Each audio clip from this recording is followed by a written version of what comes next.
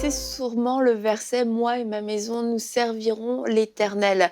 Et j'ai une bonne nouvelle, cette promesse est pour vous, est pour votre famille. Mais j'ai aussi une petite information, c'est que cette chose n'arrivera pas par hasard, n'arrivera pas par accident. Moi et ma maison, nous servirons l'Éternel si je me rends compte, si je réalise que ma famille est ma priorité. Et j'aimerais encourager peut-être des parents qui sont un peu découragés, qui ont été absorbés par le quotidien. Et je sais que tout ce que vous faites, c'est important. Et tout ce que vous faites, vous vous dites, je le fais pour le bien de mes enfants parce que c'est important.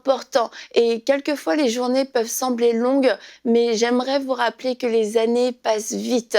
Et ces années où les enfants sont encore à la maison, les enfants sont encore sous le toit familial, sont finalement très courtes comparées au nombre d'années pendant lesquelles ils ne seront plus là. Eux-mêmes vont avoir leur propre maison. Donc c'est un temps d'investissement, c'est un temps où il faut optimiser. Et il y a plein de choses dans la vie qu'on peut déléguer. Il y a plein de choses aussi qu'on peut remettre à plus tard. Mais il y a quelque chose qu'on ne peut pas déléguer ni remettre à plus tard. C'est notre rôle de père et notre rôle de mère. Quelqu'un peut préparer un repas pour vous et vos enfants, mais personne ne pourra remplacer votre présence en tant que père et mère pour manger ce repas avec vos enfants. Et comme je le dis, il y a vraiment un tas de choses que vous pourrez faire dans les années à venir, mais la question est, est-ce que c'est primordial qu'aujourd'hui, ce soit la manière dont je veuille gérer ma vie, gérer mon quotidien? Encore une fois, c'est important ce que vous faites, et je sais que vous le faites vraiment en pensant, c'est bon pour mon enfant,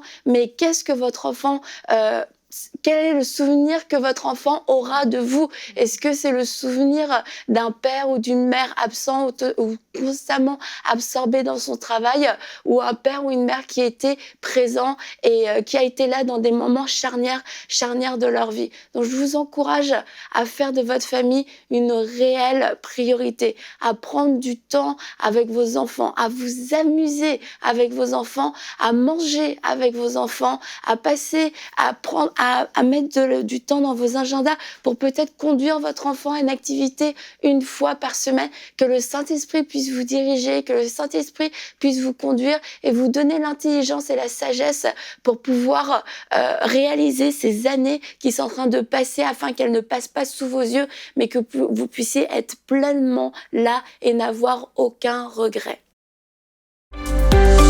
Retrouvez la suite de ce programme dans l'émission Bonjour chez vous sur EMCI TV.